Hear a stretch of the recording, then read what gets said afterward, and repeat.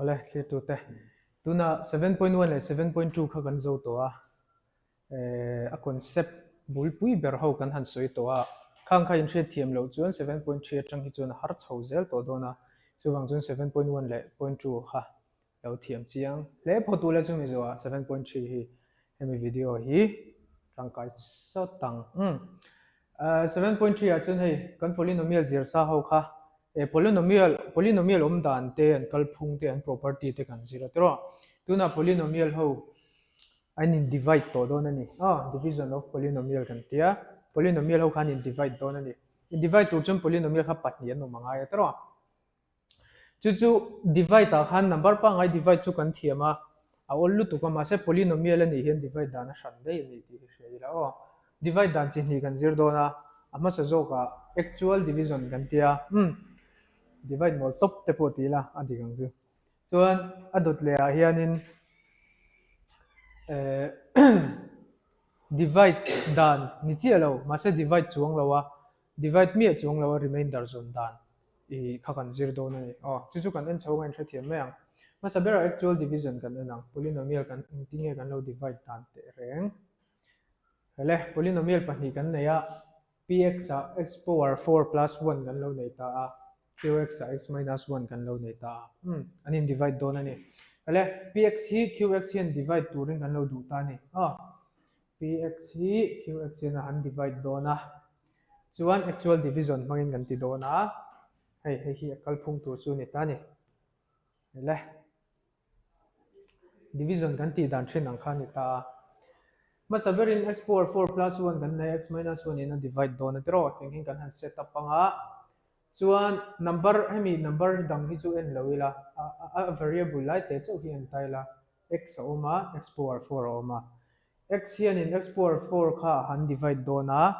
chu x tan x power 4 han divide ta se number dang hi chu langai to lo lokang x hian x power 4 divide ta se nge ron chokang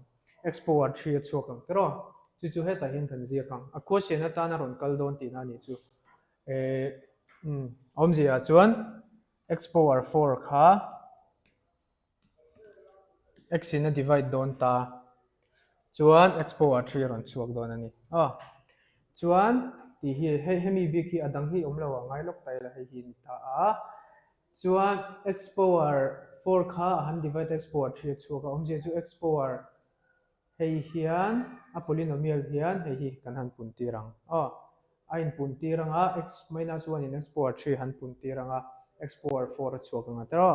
chuan minus 1 in han pun tir ve lenga minus x power 3 chuak leang chuan division a chuan in an sign kan thak thina tro chan chu kan pai mewa x power 4 kha 10 minus in kan thaka x power 3 hi plus in kan thak le mai ni chuan engtinge ron chuak ta hemi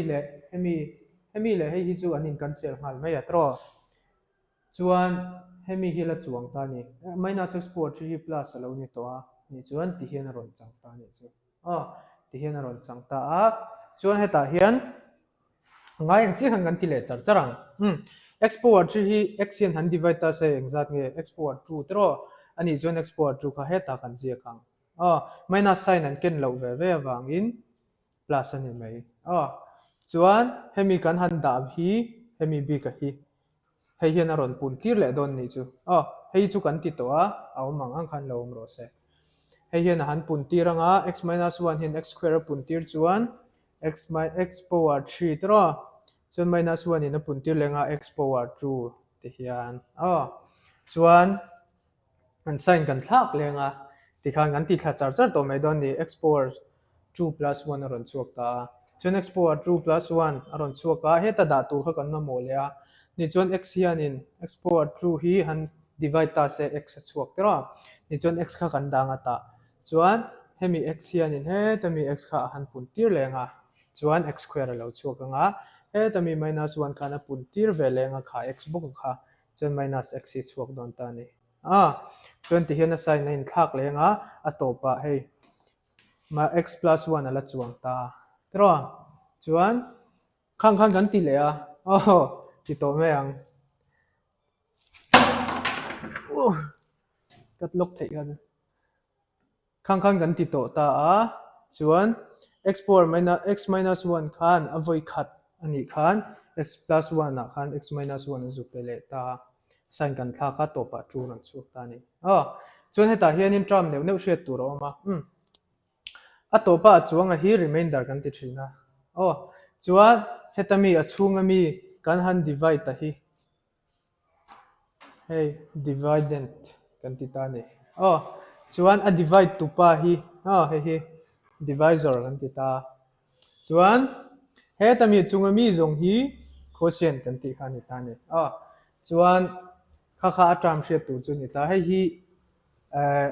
polynomial in divide dan tu chu ni ta ni heng vek hian in divide chu kal don chuan adota hian hei in question number 2 a khan 7.3 question number 2 a khan hei hi lo om ta ni remainder zong ro atia remainder chu kan soi zo chia hemi polynomial hi heta mi hi hei hi an pe chewa chon a divide tur a divide tu tur a divisor tur kha sub number in an pe cheu cheu ni khang mang khan in han divide den do na atopa a remainder en nge ron chuak ti kha zong ro aron ti ni equation hian chuan a pe housing ami number 2 na bik te hi kan chaw sak lok cheu nga hei te hi tlemin har ve dewa kalphung hriat nan masaberin kan thil divide tur a hi kan dividend ta hi dividend hi kan dalut photanga ti hian chuan a divide tu tur hi heta chuan ama saberin hei chaw sa nia in thiam tur angai la ka soi lo zong hi chu ala om lo anga lo ngai ula dividend in danga divisor hi in da bawk anga ti hian chuan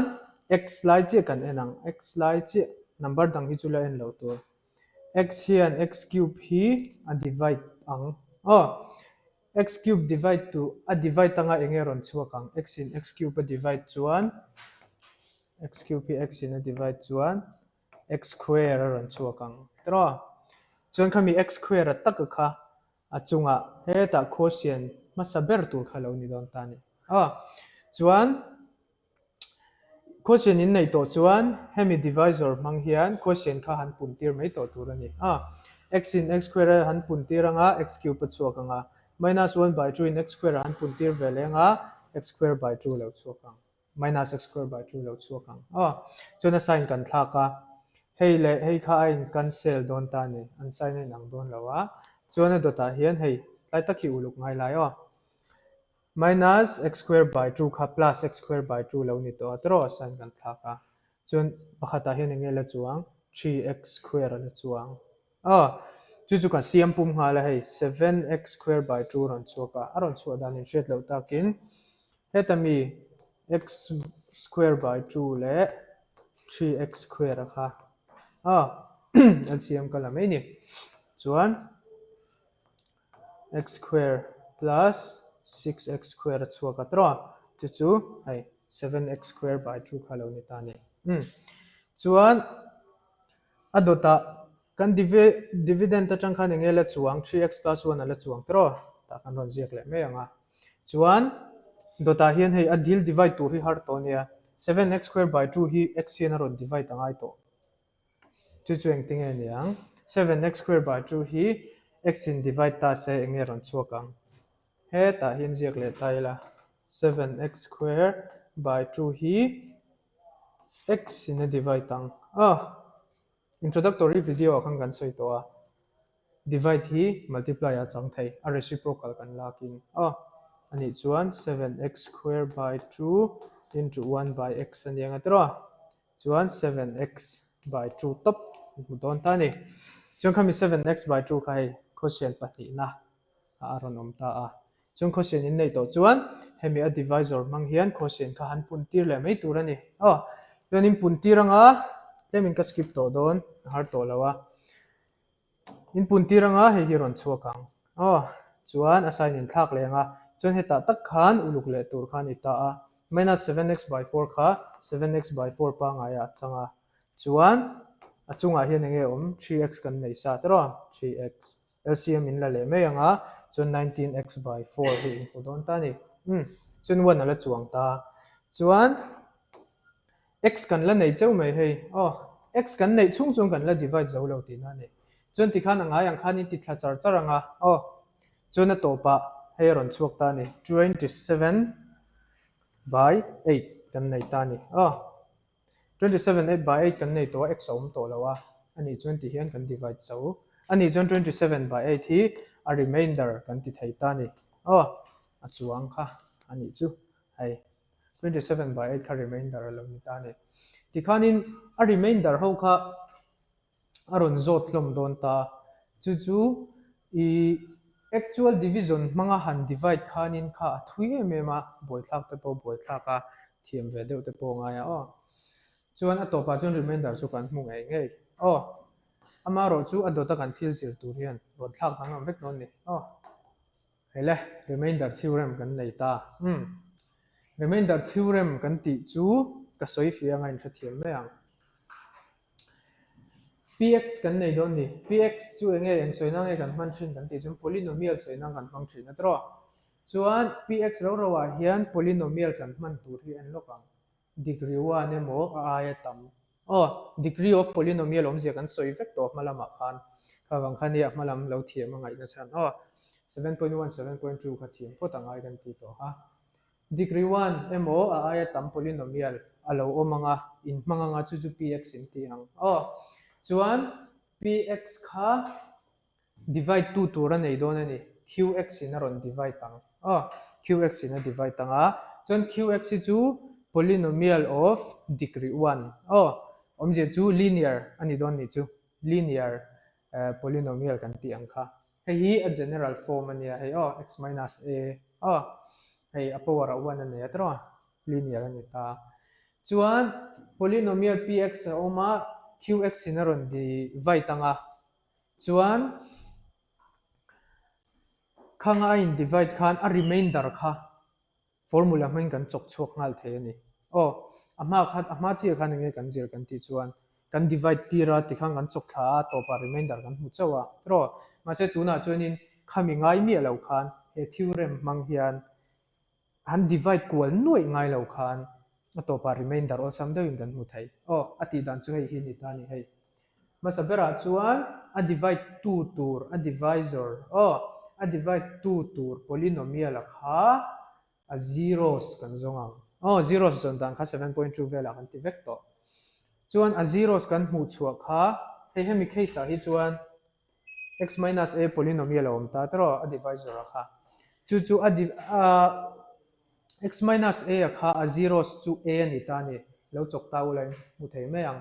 a ni ta tro chuan khami a kha in polynomial a dividend ta zok kha he ta mi kan polynomial dividend ta khan a variable aya hian a divide to pa a divisor polynomial pa 0 sakha handa la pl lo ni tong tro handa ta la chuan chok zo ta la a to pa I hmu chhuak kha a remainder tu chu ni don ta ni chu a ol sam khop mai a divide 2 tur qx polynomial kha a 0 si zonga a 0 satana I hmu chhuak kha I han divide a dividend px ami a variable x aya kha ni han da anga chung kha polynomial kha chok zo anga chung remainder I hmu ngal divide kol vak ngai ve lo ni chu ti khan formula ol sam deuhin a remainder kan hmu ngal ani chu ol khop mai example pe ngo a ma chi mi question bawk kha mang chinang kha 27 by exact nge mon le kan hu na kha a ma chi mi example kan ti kha divide mi lo in a remainder kan hu thei ni chu hei example ma sabera hei kan polynomial nei hi la ngai reng ta tro ma mi bawk kha ani ta chuan hei hian a ron divide don atro a divide 2 tur atan khan hemi hi sub number 2 nge 3 kha kami kha kan man kha ni ta tro chuan hei hi a divide 2 tur polynomial ani ta ni a divide 2 tur polynomial hi a zeros kan lang a zeros lak dan chu kan hre to a 7.2 vela kan soi to a hei hetiang hi ni mei ta tro chuan dota x tan 1 by 2 kan hmua tro chuan khami 1 by 2 value tak kha he ta a polynomial khan a polynomial a hian equation a hian ta hian xi a hian kan da don ta ni chun helai xi a 1/2 kan da chuan heng ho a pawh hin kan da ngai tro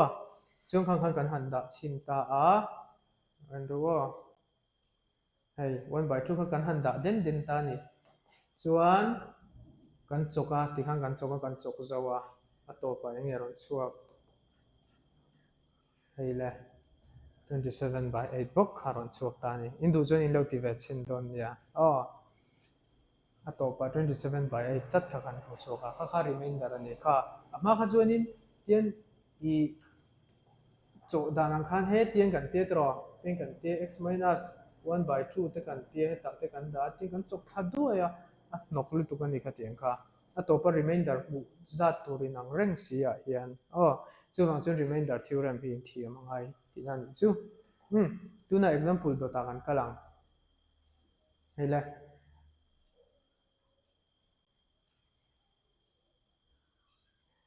7.3 question number 7 kha ni ya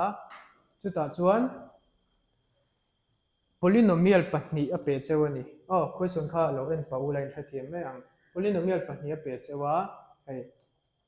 pz le qz hi siam tel lo nia polynomial top hi pe chew hei la hei hi pe chewa chuan pakhat zawk hi pz kan tianga pakhat zawk qz kan tiang chuan question in nge soi le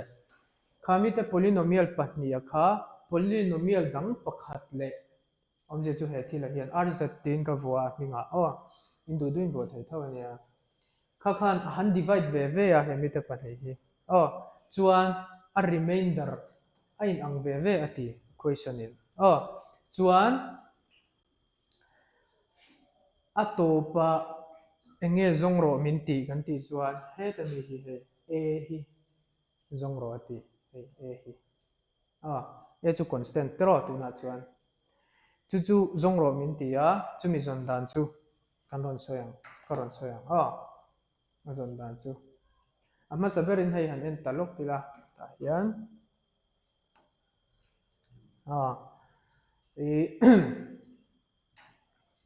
he polynomial kan nei lai he polynomial kan nei polynomial pahnih kan nei a divide 2 tur kan nei a hei hian a han divide dona an pahnih hian remainder in anga chuak don tro chu an remainder zon dan kan hria tro hem remainder theorem hmang khan hei hian hei kan divide tiranga a remainder kan hu chuak anga chuan hemi hian a pakhat zawk hi kan han divide tir ve lenga a remainder kan hu chuak le ang chung kan hu chua ve nuwa equal kan tiang a chan chu question in same remainder atia chung khata tang khan a value kha kan hu thei don ani antir nan ama sabera chuan remainder theorem khan nge soi a divide 2 tur hi a zero zon tur ati tro chu a zero chu a zon dan kan hre to a 7.2 la man choi to a in lo tianga 3 ron chuakang chuan remainder theorem in a soi chu hemi a zero sa hi heta khan han da zen den tur ani ta ni hian kan divide tir tur a khan a pahnih khian a divide dona chu wang chuan pz le qz aya kan han danga tiam p3 q3 lo ni tonga chuan p3 kan chok zawa enge ron chuak 27a plus 41 a chuaka q3 a chuan 15 plus a chuak le a chuan an remainder ve ni hemi te hi remainder theorem anga kan chaw wangin chuan question khan enge soi an remainder a in ang ati tro chuwang chuan hei le hei hi hemi te pahnih hi kan ti in angang omje chu p3 le q3 hi nang don ni chu hei hemi te hi chu kan han zia chuan ti hian a ron chuak don ta ni p3 q3 chuan hei hi potmas rule khan kan chok zo me ang equation kan chaw ang khan veilama te kan chuan kual anga ti khan kan tianga a to pa a hi -1 a ron chuakang khami chaw kha chu introductory video a khanin chiang takin kan soi to chu lo ni le ta se khami zong kha 7.3 chu lo ni ro se